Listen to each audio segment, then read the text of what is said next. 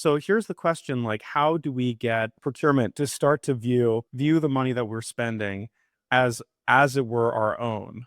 Because if we don't do that, then in 5 years, AI is going to outperform us, right? Well, I think it will. I don't think we can solve this problem Okay. because unless, and I'll give you the example that typically works, unless there's a direct impact to the bottom line so that we actually took that money and we can trace it into the savings bucket, shall we say, to use sort of personal finance as an example. It's not just sort of take the 5,000 and put it somewhere else. If I take it and put it into, and I check the box and now I have $5,000 in stock making profit, we're not going to solve it.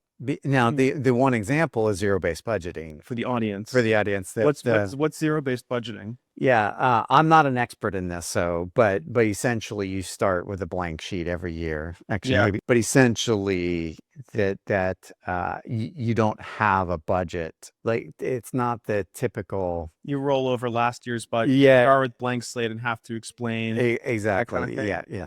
Yes. Thank you. Versus every year we have $10 million and plus interest, or like it's 10 million becomes 10 million and 10.5 million just automatically.